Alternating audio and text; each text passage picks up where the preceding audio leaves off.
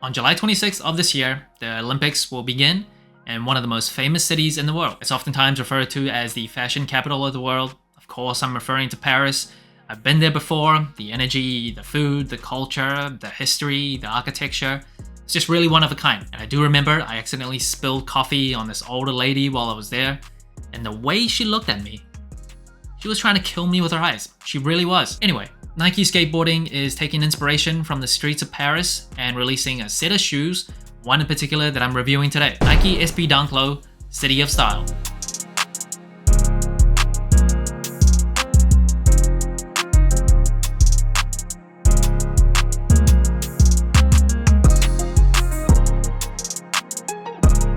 The shoe is dropping on April 22nd for $125. I don't see it on sneakers. I don't see it on Nike.com. I don't know. The release date will probably change, but I do remember vaguely. Maybe I'm confusing it with another shoe, but I think this shock dropped on sneakers already, like early in April. Can't quite remember. Maybe it's only select retailers, but everything I've seen so far, April 22nd, $125. If you want the shoe, definitely keep your eyes out. First impressions of the shoe. I like the individual colors that come with this shoe, but I think as someone that just prefers simplicity and like a cleaner look, I just don't think I can pull this off very effectively. There's a bit too much going on for me. I do appreciate when they go with something different, so I don't mind that. I do think it's a cool shoe, I really do.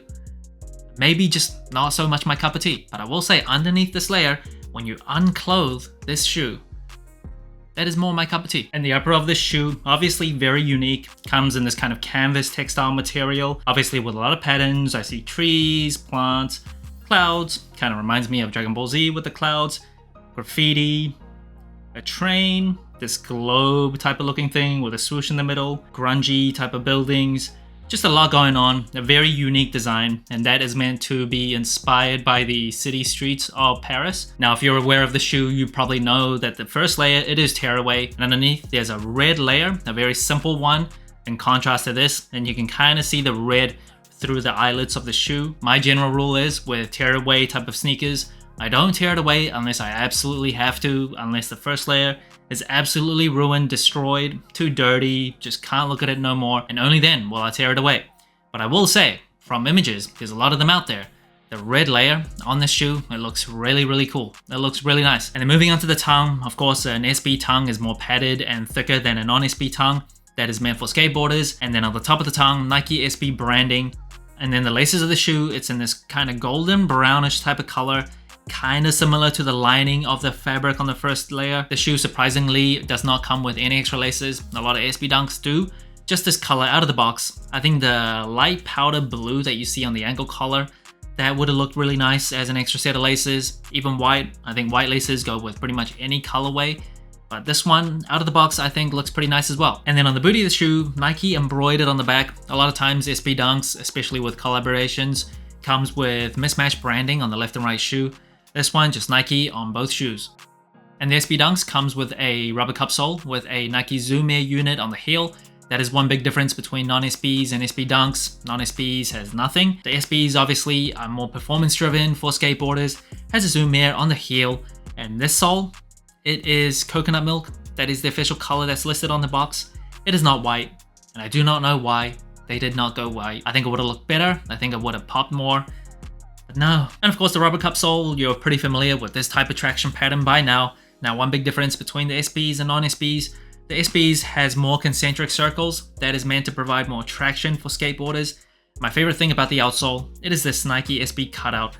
I just love when it comes in a different color than the rest of the outsole, like the pink on the Born and Raised SB Dunks.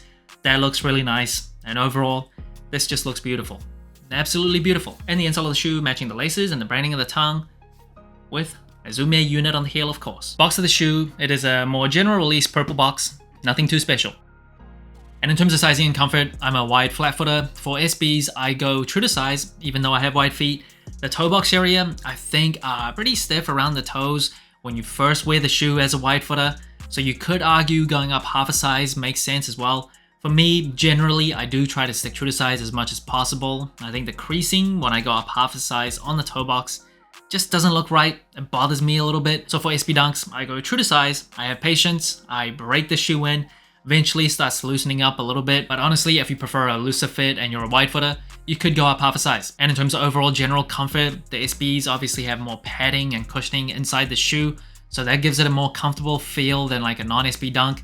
The tech specs, not the best with the rubber cup sole, but it does have a Zoom Air unit on the heel. That does make a difference. I would say it's pretty comparable in terms of comfort for my wide feet to like a Jordan 1 High. It's like not the best, but for casual use, does the job. And that brings the total sole score of the Nike SB Dunk Low City of Style to 32 out of 50. A pretty average score compared to other special releases. And first, it is colorway. I do like the colors individually on this shoe. Like this very light powder purple, this light blue. I think that looks really nice. The shades of brown on the laces, as well as the branding on the tag of the tongue.